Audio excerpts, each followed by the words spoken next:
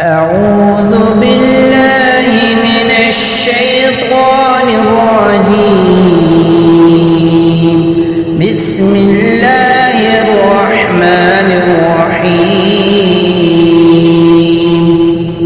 قل يا أيها الكافرون لا أعبد ما تعبدون